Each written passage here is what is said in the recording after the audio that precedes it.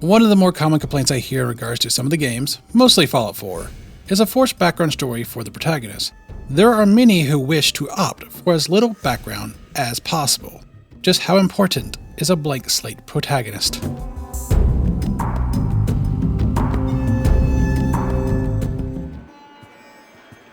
The biggest argument for a blank slate protagonist is that it offers an incredible amount of agency for the player.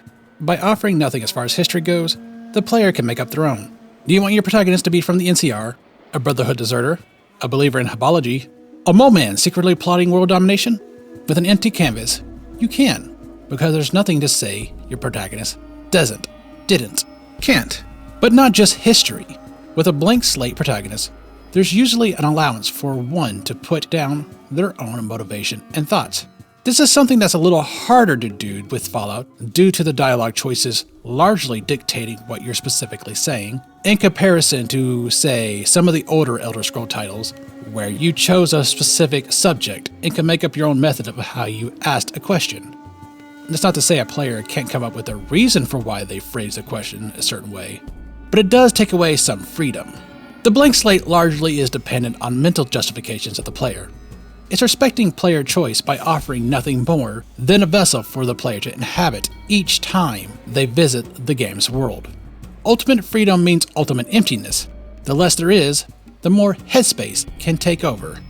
But is there such a thing as too much freedom? The other side of the argument is that freedom and agency can lead to a lack of care by the player. Who cares about the events when the protagonist doesn't really have a stake in it? While the player, with an empty canvas, can certainly make up a reason, the reality is just that. It's made up. It's not canon. A player's mole man secretly plotting world domination is, more or less, fan fiction. The protagonist with a background story is easier to see motivation for, why they're doing what they're doing. We don't have to make up a reason, we can see it. And, from a developer's perspective, it might be easier to write for. Hunting down family members, trying to save your people, or seeking revenge are all pretty decent motivators. Still, the more background story and motivations that are created, the harder it is to make certain choices. For instance, doing Nuka World can seem a little out of character for the sole survivor. While we don't particularly know how Nate or Nora were like prior to the Great War, they certainly gave a presentation of being more or less the idealistic family. Naturally, this is where agency and headcanon try to take over. But it's harder for some players to overwrite the existing material with their headspace. Is there such a thing as too much backstory? Let's talk about the various types of video game protagonists and their backstory. I don't know if there's a commonly accepted terminology for what I'm about to describe. There probably is. But still, I'm going to make up a few terms. Open canvas.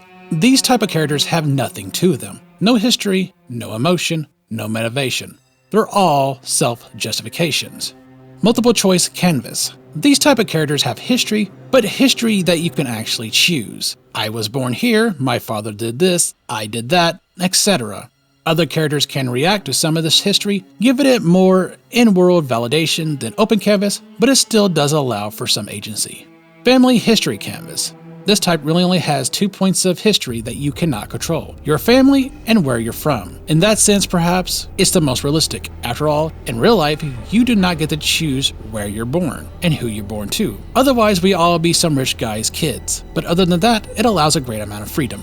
Loose history canvas. This type has a bit of history. Yes, family location, but may also have personal relationship or some type of occupation. The details are vague, but they do exist. There's still a significant chunk of freedom, but there's also some history. Rigid history canvas. There's more backstory to this character. Specific details about their history are known, established personalities are a bit more defined, but there's still enough vagueness to allow some freedom. It may require a hard bit of mental justifications for some choices, but is not totally out of the question. Painted canvas. Finally, we get to the pretty defined character. They have history, personalities, motivations, and a lot of their own goals. They don't care about you, the player, beyond your ability to get through a quest. They'll speak, not you. You rarely get a choice, and if you do, it's usually pretty binary, yes or no. Both are within the character's personalities. Now, it should be noted that some of these may overlap or be on a scale. For instance, Mass Effect is sort of between rigid history and painted canvas, while having qualities of multiple choice canvas in the first game. So these aren't definite end-all be-alls by any stretch. You, yes you, James, may have some of your own ideas or definitions. As for Fallout, there's only really 3 categories in my list that I've seen used, at least for the main games: family, loose, and rigid. Family fits the original Fallout and Fallout 76 pretty well, though 76 does flirt a little bit by saying that you were pretty lazy at leaving the vault, but I respect that's more of a justification for new players getting into the game. Fallout 2 qualifies as well, but it does teeter a little bit between this and loose history, mostly for the relationship between the Chosen One and his aunt. He's very nervous around her without the ability to speak more confidently. This might be pretty mild, but it does suggest an established relationship. Loose covers Fallout 3 in New Vegas. New Vegas is obvious.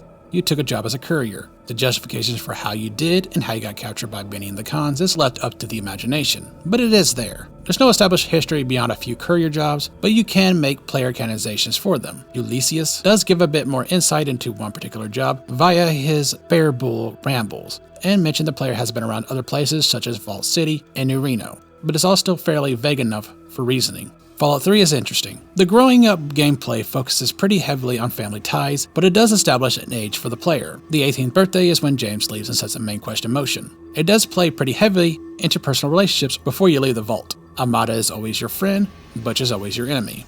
It would be different if, say, in the growing up stages, each stage changed the next stage to a degree, such as being friendly Butch, and the kid stage allow you to join the Tunnel Snakes by the teen stage. It'll put this category closer to family rather than loose. Fallout 4 covers rigid history. The sole survivor has an established career, chose to get married and start a family. With Nora, she went to a specific school. Nate was preparing a speech. They made a distinctive choice to get a Mr. Handy, distinctive choice in how to style their home. The sole survivor has more or less a type of personality that can be drawn from the opening segment and from specific dialogues. There's still room to make some amount of justifications, but establishments are definitely there.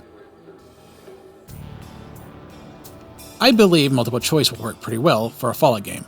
A bit like Mount & Blade. Perhaps you can choose to be a raider or scavenger. Some dialogues can reflect this change. Bonus points at the starting quest changes a bit as well, though it might be harder to use the X that the protagonists have for titles. The Vault Dweller, the Sole Survivor, whatever the future title holds. I imagine most of it will try to keep the players new to the area in some form, if only to explain the player's need to dig around for information and explain what's up with current events. Though whether that reason is always vaults, or even should be, I'm not sure. Though I suppose a vault is a pretty good reason for a relative blank slate.